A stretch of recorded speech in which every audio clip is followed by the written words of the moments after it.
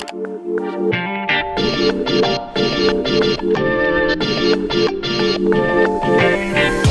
and welcome to another episode from the Water's Edge. Today you catch up with us at Reepham Fisheries and we're going to be trying to catch some fish on this.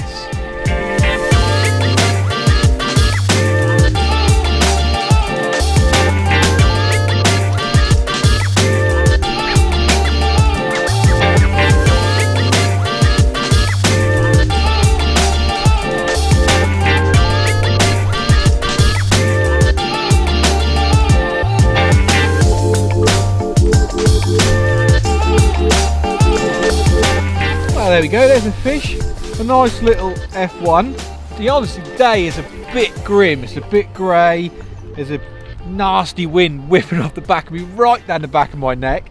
So it's a little bit cold, but at least we'll catch a few fish. A nice little ghost F1, beautiful little fish these are. But what we'll do is we'll get him popped back in the net and then we'll talk to you in more detail about what the session's going to entail.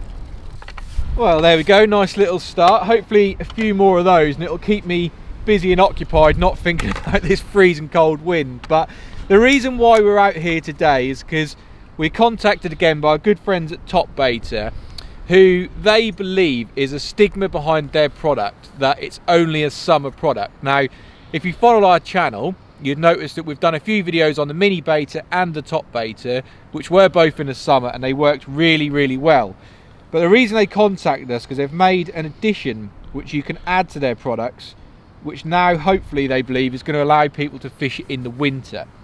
So the addition is this little cap here, which basically, one, stops any bait flying out on the cast if you're using stuff like maggots, which is exactly what we're using today, and two, it makes like basically a floating feeder. So as I cast it, maggots are going to rain out of this and hopefully that's going to attract a few fish. So it's already proved that it's worked at least once, so we've had a good start. But I'm going to get it baited up, get it fired out there, and then we'll talk to you in more detail about how we're setting it up, a few tips about how to fish it later on in the session. But we're going to fire out there now, and hopefully there's going to be a few more fish on the cards for us.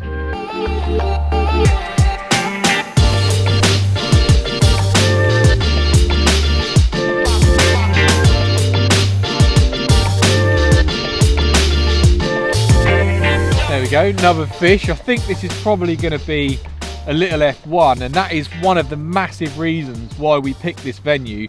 One, because there's lots of fish in here, and two, because there's loads of little F1s and little tiny carp, and I'm sure we'll all agree that they're one of the shyest biting fish out there. So if we can come and catch in winter F1s and little small carp, then it sort of kills two birds with one stone. The fact that it does work in the colder months, and also you really don't need to be worried about catching smaller fish or targeting smaller fish. So I don't think there's going to be anything particularly massive today, but there should be plenty of action, and we've even had a few little roach on it as well. So I'll see if I'll hold them up. They tend to be pretty feisty, these little F1s. There we go, he's got his fin up. He's not very happy that we've ruined his day, but yeah, plenty of these on there, hopefully some smaller carp as well. So I'll pop him in the net and we'll get another cast out there. And there's a couple of things that we can mention. Also, while we're talking about the fishery, it's worth saying that it might look like there's a bit of mud around at the moment. That's because in the lockdown that has just been, they took that opportunity in that time to do some maintenance on the lakes. They've re-hammered some posts in, put some nice mesh around there to stop bank erosion, which means for years and years to come it will be, you know, in prime condition. And time spring comes, when most of us are back out, the grass will be growing and it'll look mega. And it's, yeah, it's really good fishery management. Take that time to do it when it's quieter and can be done. So it might look a bit barren at the moment, but that's only short term. So I'm going to get this fired out there now. One thing that probably is worth a mention, and you'll probably see throughout this video, is I'm fishing clipped up, nice and accurate to one spot. I've got a little aerate in front of me actually, so it's really, really accurate and a great way of feeding. Basically, if I couldn't feed with a catapult, say if it was another 10 meters further, I wouldn't be able to reach there if I was fishing a normal waggler. And that's one of the reasons why this float is so good, because it delivers the bait as you cast in as well. So it lets you fish this at all sorts of distances, which potentially, you know, in a situation when it was just waggler fishing wouldn't allow you to do it. But it's sitting there nicely now. I've got the tip sunk just below the water because it's quite important to get as much line sunk as I possibly can. Now I can't sink it all just because of the nature of the float and the attachment at the top, but the more line you can get sunk, better that's going to be. With this nasty crosswind that I've sort of said to you about, you want to try and keep it as stable as you can. So I'm going to keep my eyes peeled to it, and I'm pretty sure there's a few fish about today anyway.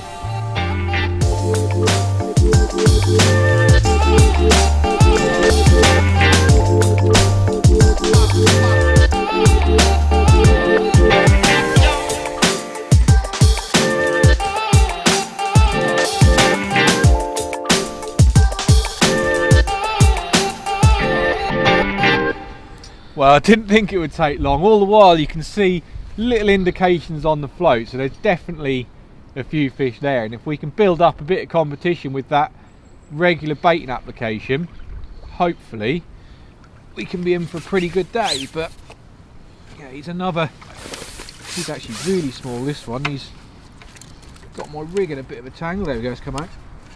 Tiny little F1, but a good bite on it. That's one thing I would say, that it's almost pretty self-hooking, so you haven't got to be too eagle-eyed on the bites. You wait for the float to dip under and they're normally on straight away. But cracking little F1, no, it is really small. They're going to be bigger than this. I promise you there'll be some bigger than that today, but we'll get him slipped in the net, and then we'll talk to you a little bit about the rig and how we're setting it up.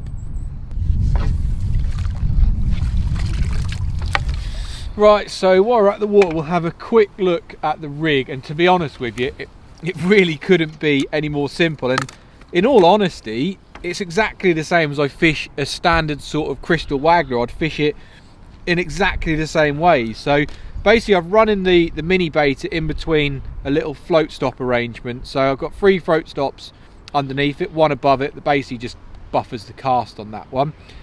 That then comes down to 3 little dropper shots, so 3 number 8 I've got on there, just evenly spaced out towards the end. That's because I've actually set this to fish on the bottom.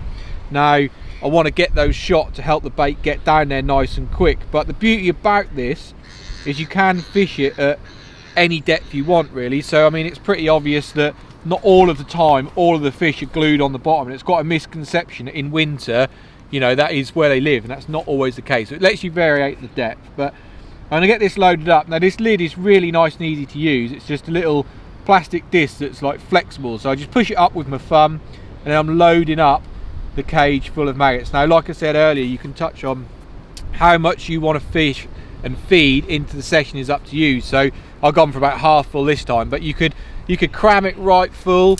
You could have next to nothing on there. You could have just like the bottom covering. You really sort of tailor it to how your session's going, really. If you feel there's more or less feed needed, then that's what you would do. So again, I'm just fishing to the clip near the aerator.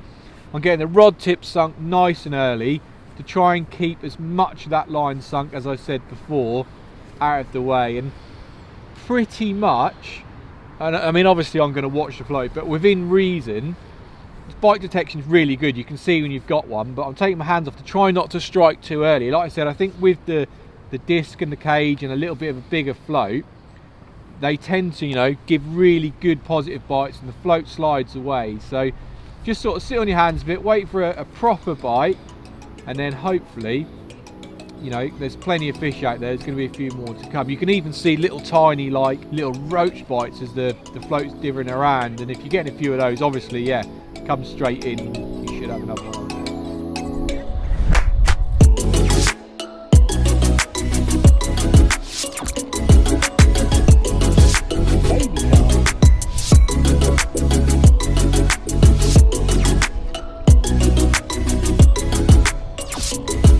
Well, you don't see too many better looking fish now on those little carp that I was talking about, but he is mega.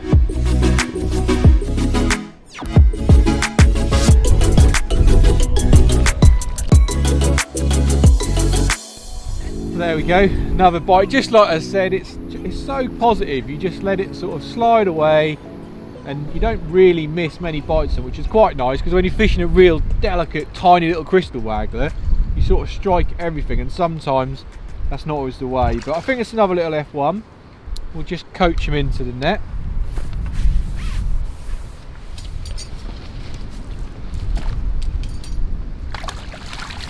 There you go, another little pretty F1. Certainly seems to be a few out there now, but we'll show you.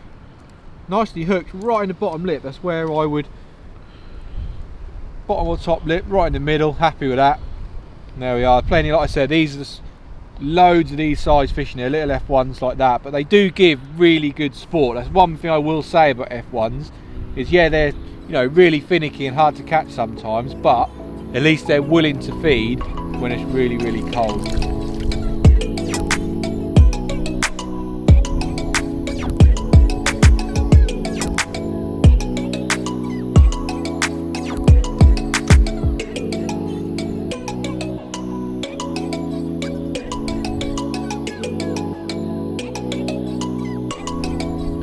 Well, the fishing has really picked up. The regular cast and more bait, they've really responded to it. And I can't quite believe the reaction actually. So when we fished this in the summer, if you've seen the footage, they are climbing over the top of each other, really trying to get to the basket in the food and the sloppy groundbait we fished that day. But over the last 2 or 3 chucks, they've done exactly the same here. And I generally cannot believe it, being, you know, middle of winter. I'm freezing cold, but I guess actually if you're out of this wind, it wouldn't be that cold. It's probably quite good fishing conditions, and actually no one else has turned up, which is quite nice. It's left us with a bit of time to fish, but they've really picked up now. So I'm going to concentrate on getting this one in, and then I might even fish really shallow and see if we can catch one in real time for you, fishing a bit shallower.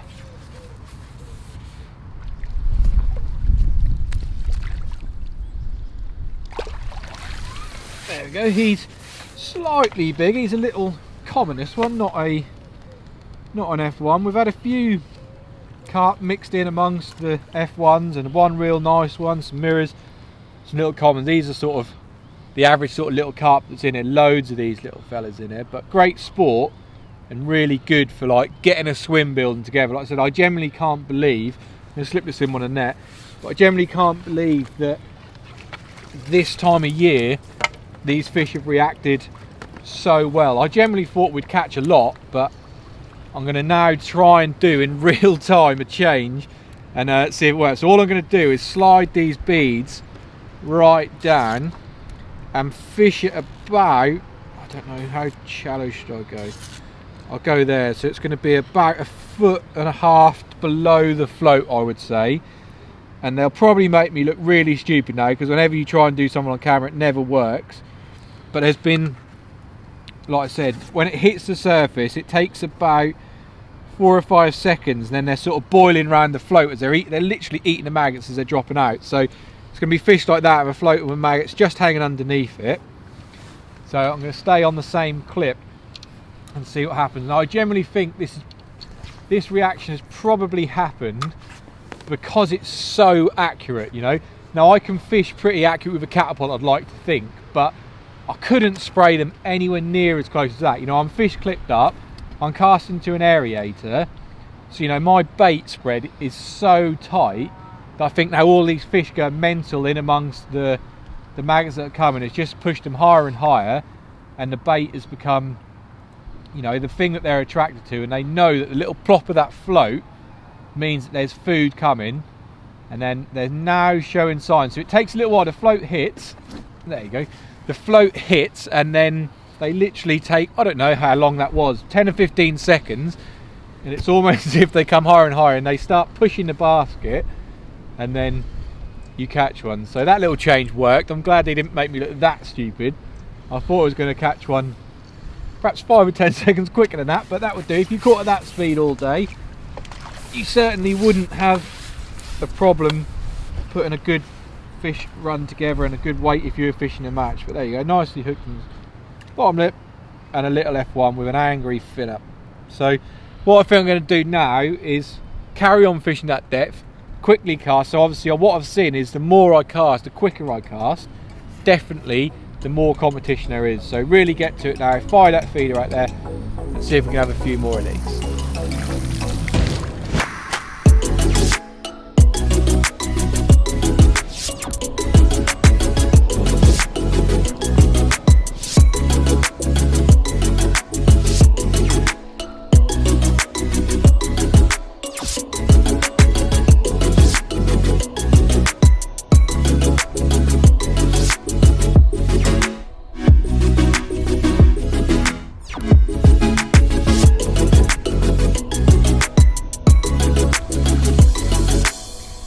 Well, there we go. I think I'm going to call this one the last fish. I'm guessing it's going to be another F1, but shallowing up, the more cast, the more competition, it's just been better and better. So I think it probably dispels all myths that this is a big fish summer method. You know, with the introduction of that cap and allow us to fish maggots, I think today has proved that it can work all year round. But one last fish to show you, and yet another F1. I know I said at the start that these are quite finicky feeders, they definitely are, but today they've really been up for it with those maggots just below the surface at the end there. But yeah, good one to end on. We'll get him slipped in the net, and as always I'd like to say a big thanks for watching. I hope you've enjoyed it.